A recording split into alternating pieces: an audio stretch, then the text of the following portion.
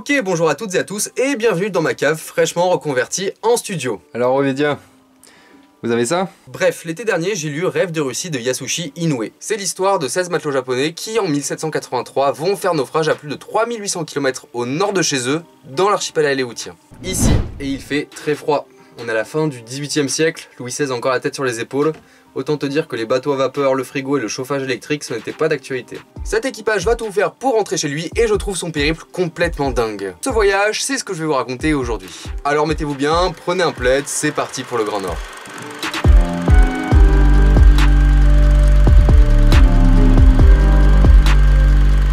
Déjà, il faut savoir que cet équipage n'est pas un cas isolé de naufragés japonais vers le nord. Certains courants marins, s'ils sont associés à de mauvaises conditions météorologiques, peuvent être facteurs de naufrage. D'ailleurs, sur ma carte, ils évoquent le courant Chiyo qui monte jusqu'au nord. Généralement, ils arrivent au Kamchatka. Donc c'est ici, une péninsule en Sibérie extrême orientale. Il y fait aussi très froid. Le premier naufragé connu des registres s'appelle Denbei. C'est le dernier survivant d'une embarcation de 15 marchands venant d'Osaka. Il est suivi par Sanima, qui échoue en 1710 avec 4 compagnons. Les deux vont enseigner dans une école de japonais spécialement ouverte à Saint-Pétersbourg. Gonza, 11 ans, et Sosa, 35 ans, vont eux faire naufrage en 1729, ce qui va permettre de remettre au goût du jour la dite école. Puis finalement, dans les années 1740, c'est au tour de Tokubei d'atterrir en Russie. Pour clore cette brève chronologie, l'équipage qui nous intéresse apparaît lui en 1790 dans le journal de Lesseps, interprète embarqué dans l'équipage de La Pérouse. La Pérouse qui est un éminent navigateur français qu'on pourrait comparer à James Cook sous certains aspects. Mais bref, revenons à nos 16 matelots. Le 15 janvier 1783 ou le 13 décembre 1782, ça dépend des sources, nos hommes embarquent à Shiroko, dans la province d'Ise, à bord du Shinjo-maru. Le but, c'est d'aller faire un brin de commerce à Edo, l'ancien nom de Tokyo et capitale du Japon des Tokugawa. Pour rappel, la famille Tokugawa, qui gouverne alors, incarne un régime politique qui se caractérise sur la scène internationale par son isolationnisme strict. À l'époque, le Japon n'entretient quasiment aucune relation diplomatique ou commerciale. Bref, nos lurons embarquent 500 beaucoup de riz, des balles de coton, du papier, des médicaments et des meubles. La voile est tissée par vent ouest durant la nuit et tout se passe bien. Mais quand ils s'apprêtent à passer la baie de Suruga, la mer devient forte grosse et le vent se déchaîne, passant tantôt au nord, tantôt au nord-ouest. Les vagues s'agitent et finissent par défoncer le gouvernail. C'est la grosse merde et c'est le début de la dérive pour le Shinjo-maru. De jour comme de nuit, les marins ne voyaient que des zones noires emportées par le courant. Ils se débrouillent comme ils peuvent, ils font une voile avec des kimonos rapiécés, mais 3 mois plus tard, en plein mois de mars, c'est au tour des ancres de s'arracher et de se faire la malle. C'est la giga merde. Et en plus de ça, l'eau potable vient manquer malgré l'abondance de riz. La torture par la soif. Et le 15 juillet, le matelot Kihachi décède. Le décès arrive la nuit, mais aucun matelot ne peut s'occuper de son corps. Pourquoi? Parce qu'à cause de la sous-alimentation, ils souffrent tous d'héméralopies. Et l'héméralopie, ça t'empêche littéralement de voir la nuit. Et d'ailleurs, histoire d'enfoncer le clou un peu plus loin, le lendemain, le bracero du navire se pète la gueule sur le marin Shinzo qui est grièvement blessé. Ambiance! Bref, le 20 juillet, la Terre est enfin en vue et après 7 mois d'errance, nos hommes posent enfin le pied à terre. Ils commencent à décharger leurs marchandises à terre et là, des hommes étranges les entourent. Oh mince, que serait une histoire de naufrage sans ces indigènes anthropophages? Non, en vrai, je suis mauvaise langue, ils sont plutôt cool et aident nos amis à décharger. Ils sont décrits comme ayant les cheveux coupés en brosse autour de leur visage d'un rouge noirâtre, vêtus de plumes d'oiseaux qui leur arrivaient alors jusqu'aux genoux. Ils portaient à la main un bâton dont l'extrémité était décorée de 4 ou 5 plumes d'oies sauvages. Ils sont accompagnés de 4 étrangers au visage pâle, armés de fusils, mais qui eux aussi sont plutôt cool et dépourvus d'animosité. Mais le capitaine Kodayu, il y a un truc qu'il comprend pas là. On est en plein mois de juillet, le mois le plus chaud de l'année. Comment se fait-il qu'il fasse aussi froid là? Est-ce qu'il ne serait pas à Ezo, ancien nom d'Hokkaido? Du coup, Hokkaido, île septentrionale à Honshu, Honshu qui est l'île principale de l'archipel nippon. Eh ben non! T'as atterri à Amchitka mon gars, la plus grande île des Aléoutiennes, tu sais dans le détroit de Bering, entre l'Alaska et la Russie continentale, à presque 4000 km au nord de chez toi. D'ailleurs on va jeter un petit coup d'œil sur les relevés de saison à Amchitka, on voit qu'au mois de juillet, les moyennes de température sont entre 8 et 9 degrés, sachant que ce sont des relevés de température qui sont plutôt fidèles à notre époque. Du coup, on est en 1783, vous enlevez quelques degrés parce que réchauffement climatique ça n'existait pas, et vous avez déjà une petite idée des températures de saison. Les hommes blancs sont en fait des Russes qui vont tourner le commerce de la fourrure qui prospère à cette époque-ci. D'ailleurs, petit tuto, est-ce que tu veux devenir riche au XVIIIe siècle? Paye des mecs pour aller flinguer des phoques et des loups tout au nord du globe et tu vas faire fortune. D'ailleurs, les indigènes à plumes, ce sont juste les larbins des Russes présents qui sont eux-mêmes les larbins d'un commerçant nommé Jigaliev. Un bateau passe tous les 3 ans histoire de faire le turnover et de rassembler les fourrures récoltées. 3 ans c'est un peu long, mais heureusement nos amis ont leur propre bateau. Il s'agirait juste de le retaper pour pouvoir rentrer. Mais ils se brisent en deux sur un récif avec les habits pour passer l'hiver et les rationneries restantes. Bah c'est ballot ça. Autant vous dire que c'est la giga PLS. Mais ces indigènes et ces Russes, comme je vous l'ai dit précédemment, sont plutôt cool et vont accueillir nos 15 amis dans leur camp composé de 2 maisons. On les fout dans une sorte de cave et ils sont nourris à base de salana. C'est le nom que les indigènes donnent à une soupe locale de fruitières noires accompagnée de poissons. Malgré ça, la santé des hommes de Kodayu ne cesse de se dégrader. Beaucoup sont marqués par une forte dépression et n'arrivent plus à s'alimenter. Sangoro, le doyen, meurt le 9 août, suivi de Jirobe le 20 août. Puis Yasugoro le 16 octobre, peu après l'apparition des premières neiges. Seishichi meurt lui le 17 décembre et Chojiro le 20 décembre. Il ne reste plus que 10 membres d'équipage sur les 16 parties de Shiroko initialement. À partir de là, Kodayu va appeler ses hommes à résister moralement. Il faut rentrer au Japon coûte que coûte. Là, on est encore en 1783. Ok, ça fait plus d'1 an qu'ils sont partis chez eux, mais il faut encore attendre 2 ans et demi avant que le bateau russe arrive. Pour s'intégrer et maximiser leurs chances de survie, Kodayu commence à apprendre le russe et tient un journal de bord. Ils se mettent à participer aux travaux collectifs et s'intègrent dans la communauté locale. Mais malheureusement, le 30 septembre 1784, c'est au tour de Tosuke de faire le voyage sans retour, après une vive douleur au cœur. Mais l'équipage décide de s'accrocher et finalement, un beau jour de juillet 1786, après 3 ans passés à Amchitka, le bateau russe débarque enfin. Alors le navire arrive, il tangue, il a du mal à rentrer au port, mais c'est pas grave, il décide de retenter sa chance le lendemain dans une baie avoisinante. Le lendemain, le vent redouble de puissance et le bateau se fracasse sur un récif. Du coup, résumons, les mecs, ça fait 3 ans qu'ils attendent sur une île paumée dans les eaux glaciales du détroit de Bering, à plus de 3800 km de chez eux, et leur ticket de sortie vient de se fracasser la gueule sous leurs yeux. Autant vous dire que la déprime est immense, nos amis sont dépités, ne parlons même pas des chasseurs russes qui attendaient depuis 3 ans pour retrouver leurs femmes et leurs enfants. Mais Kodayu, il baisse pas les bras. Ah non monsieur. Avec le chef des Russes, Nejdimov, il décide de construire son propre bateau pour se barrer d'ici et rejoindre le Kamchatka en Russie continentale. Le 18 juillet 1787, après tout un hiver passé dans les tempêtes de neige afin de construire la fameuse embarcation, ils partent enfin. Alors petit point statistique, ça fait plus de 4 ans qu'ils ont quitté le Japon et ils ne sont plus que 9. Ils arrivent le 23 août à Ust-Kamtchask après avoir parcouru 1200 km sur un navire de bois flotté et 2 voiles en peau de loutre. Fort.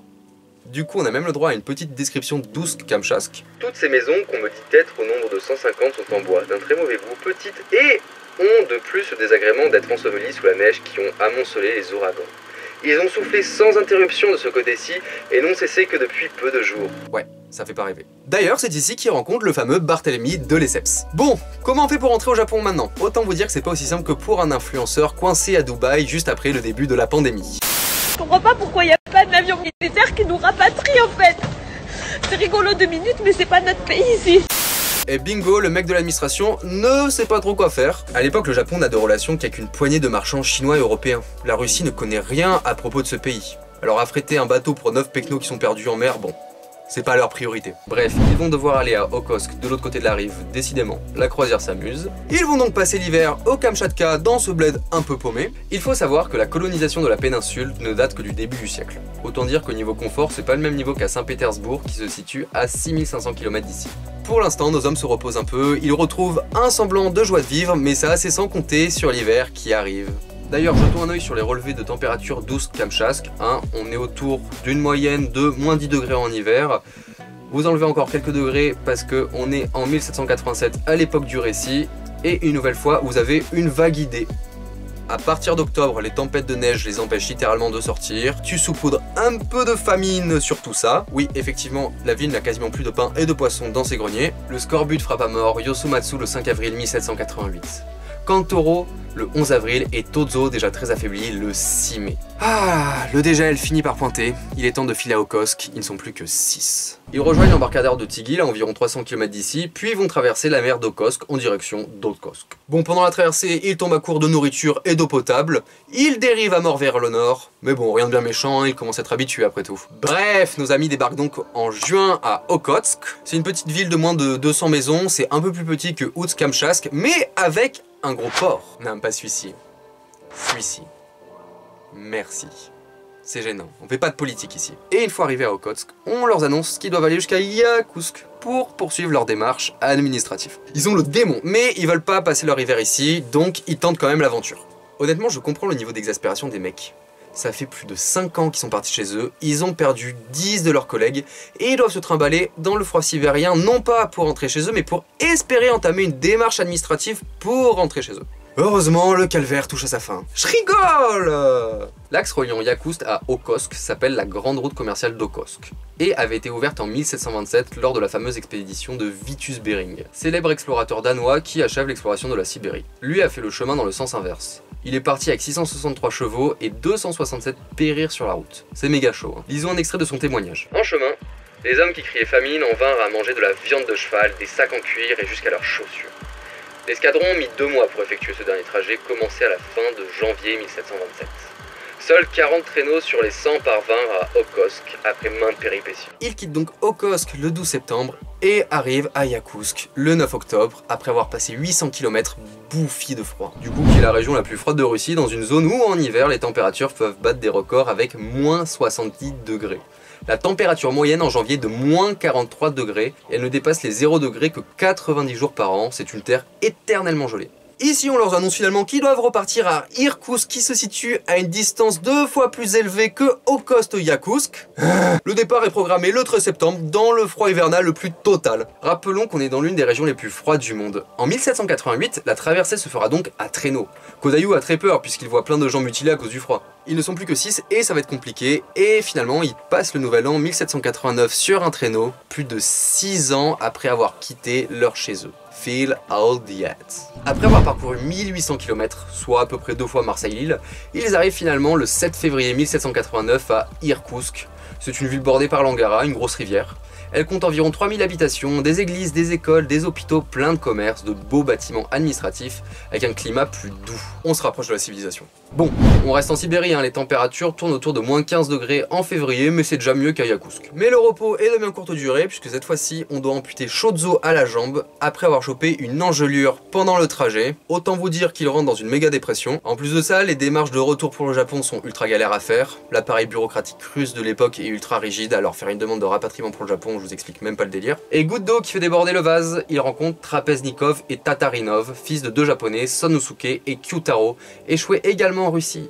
Ils comprennent que ces 2 derniers n'ont pas réussi à rentrer et que les démarches vont être compliquées à faire aboutir. Ils arrivent à se rapprocher de la haute société locale puisque leur histoire attriste beaucoup les bourgeois de la ville. D'ailleurs, ils sont régulièrement invités à des dîners prestigieux, mais les choses ne bougent pas. En fait, ils se rendent compte qu'ils sont juste un sujet de divertissement pour ces soirées. En août de la même année, Kodayu est appelé au bureau gouvernemental pour lui annoncer que sa demande de rapatriement a été rejetée. Maintenant, il faut vivre en Russie. Il est désespéré.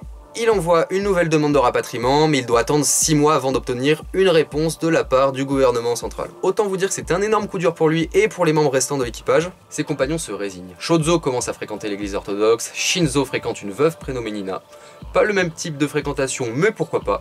Izokichi entame une nouvelle vie de pêcheur et Kyuemon, lui, commence à plonger dans le désespoir. Mais Kodayu va faire une superbe rencontre, celle de Erich Laxman. Erich Laxman, c'est ce qu'on appelle un gros BG. Il est fonctionnaire impérial qui fait des recherches en minéralogie. De manière générale, c'est un savant. Il est chaud en chimie, en langue, en anthropologie et en économie. Il est donc très intéressé par les sciences que peuvent avoir nos amis sur le Japon. Mais au-delà de ça, il veut juste les aider. Il est ultra aimable et fait jouer de ses relations à la cour pour faire parvenir une autre demande de rapatriement. Kodayu, très touché par son dévouement, va beaucoup l'aider dans ses travaux, notamment en dessinant une carte inédite du Japon. Mais le 3 février 1790, Kodayu apprend que sa deuxième demande est rejetée. Cette fois-ci, on l'incite fortement à rester en Russie. Si lui et ses camarades veulent s'engager dans l'armée, pas de souci. On les promet fantassins et ils peuvent espérer devenir capitaines. Ils veulent devenir commerçants, aucun problème, ils sont exempts de taxes. Par contre, on leur enlève leur pension mensuelle pour vivre, il faut aller bosser maintenant. Le coup dur est monstrueux, Kyuemon sombre de plus en plus dans la dépression, et Shozo se ravise totalement. Il se convertit à l'orthodoxie et devient un citoyen russe en prenant le nom de Fyodor Shitnikov. Heureusement, le BG Erich Laxman est dans le coup. Il convainc Kodayu de ne pas désespérer et de faire le chemin jusqu'à Saint-Pétersbourg afin de convaincre l'impératrice Catherine II. En mode giga forceur, on dirait moi le lendemain des résultats APB. Aucun de mes choix d'orientation n'ont été retenus, du coup je suis allé harceler le personnel administratif de la fac et ça a marché. It's a true story. Presque un an plus tard, le 13 janvier 1791, Kyuemon décède. Il ne s'alimentait presque plus. 2 jours plus tard, le 15 janvier, Kodayu part avec Erich Laxman pour Saint-Pétersbourg. Et matez-moi toute la distance que notre ami doit parcourir, 4400 km et encore sa vol d'oiseau. Le mec, comme Michel Strogoff, il va traverser toute la steppe plus la chaîne de l'Oural. Bon, après il est entre les mains de notre BG Laxman, du coup il est très bien équipé, très bien encadré. N'empêche que... Il transite par Tobolsk, un important centre militaire et religieux comparable à Irkoutsk en superficie, et avec 15 églises. Ensuite, Ekaterinbourg, Kazan et ses nombreux Tatars, les Tatars qui est un peuple nomade des steppes, puis Nijni Novgorod, lieu de retraite de prédilection des fonctionnaires. Et enfin, Moscou que l'on décrit comme une ville de 150 000 âmes, la capitale des tsars avec toutes sortes d'industries et de commerces, 6 000 lieux de transactions exactement. Puis ils arrivent finalement à Saint-Pétersbourg le 19 février. Ah ouais, un mois pour parcourir la moitié de la Russie. Un an avant Michel Strogoff. Tu t'es cru impressionnant, Michaud? Tout va pour le mieux, ils sont dans l'une des plus belles villes d'Europe de l'époque. Du coup, petite description de Saint-Pétersbourg vue à travers les yeux de Kodayu. Les rues étaient bordées de maisons neuves de toute beauté. La Neva coulait en plein milieu de la ville et la divisait en 3 îles d'où rayonnaient les rues.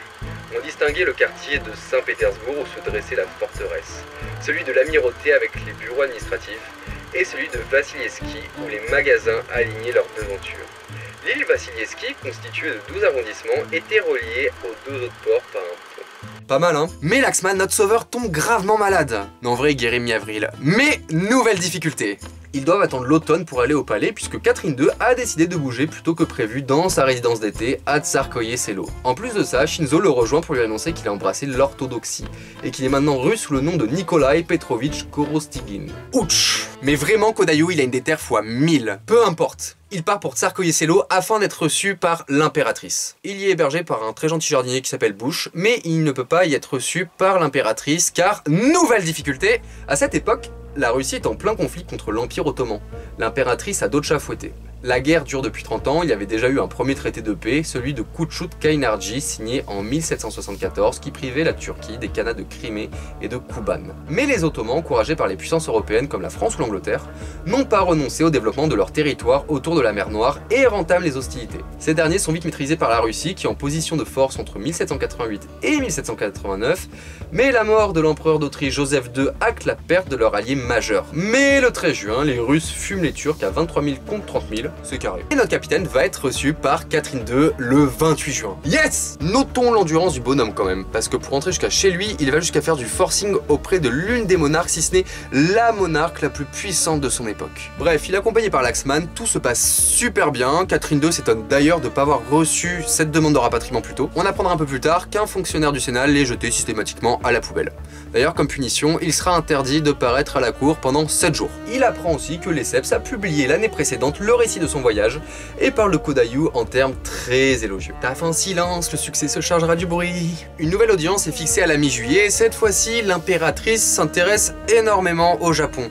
Elle sort beaucoup d'ouvrages originels, les fait lire à Kodayu, lui demande d'affirmer ou infirmer certaines informations.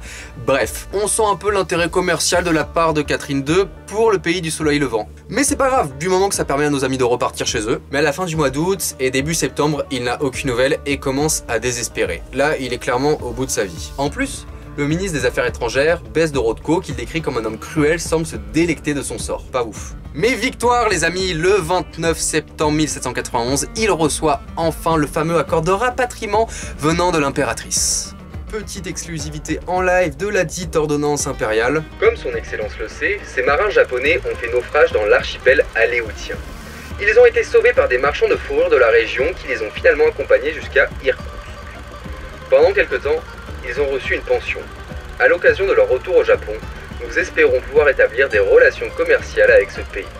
La distance qui sépare nos deux patries par voie maritime est infime. Nous sommes pour ainsi dire voisins. Notre pays réunit ainsi les meilleures conditions pour devenir le partenaire commercial privilégié du Japon. Alors petit détail, il peut seulement repartir avec Izokichi et Koichi. Shinzo et Shozo sont maintenant russes, ils doivent rester en Russie. Bon, honnêtement, le voyage est purement motivé par les intérêts commerciaux de la Russie, mais on s'en bat les couilles. Les trois sont juste trop contents de pouvoir enfin rentrer chez eux. Le voyage est fixé pour l'été 1792. En express, il retourne à Irkoutsk, il y arrive d'ailleurs en mai, il prend Koichi et Izokichi sous ses bras. Ils font leurs adieux à Shinzo et Shozo, qui d'ailleurs ne regrettent pas du tout leur choix, du coup ça c'est nickel. On tend vers une happy end, et il part direction le port d'Okhotsk, évidemment accompagné de notre BG, Erich Laxman. Le mec c'est vraiment un chic type hein. Ils traversent toute la Russie juste pour ces petits protégés. Enfin bref, ils font tout le chemin en sens inverse, ça se passe plutôt bien, et le 3 août, ils arrivent au port d'Okhotsk. Ici, Adam Laxman, le fils d'Erich, prend le relais et est chargé de prendre soin de nos 3 naufragés, et surtout d'ouvrir une voie commerciale avec le Japon pour le compte de la Russie. Le 13 septembre 1791, soit 9 ans et 9 mois après leur départ de Shiroko, ils lèvent l'ancre après des adieux larmoyants avec Erich Laxman. Ils arrivent finalement à Hokkaido le 26 septembre, Hokkaido qui, je le rappelle, est l'île la plus au nord de l'archipel, et après plusieurs échanges avec les représentants administratifs locaux, leur bateau est remorqué dans la baie de Nemuro, et ils y passent la fin de l'année. Le 14 octobre, ils reçoivent l'autorisation de poser le pied à terre. Le 29 novembre, leur logis est fini, mais l'équipage est fortement touché par la maladie. Koichi est très malade et il meurt le 29 avril 1792. Si proche du but. Les négociations commerciales entre la Russie et le Japon battent de l'aile. D'ailleurs, les Japonais expliquent grosso modo aux Russes d'aller se faire foutre. S'ils veulent faire leur business, ils ont qu'à aller ouvrir un comptoir à Nagasaki comme tout le monde. Finalement, le 18 août 1792, soit presque un an après avoir quitté Okhotsk,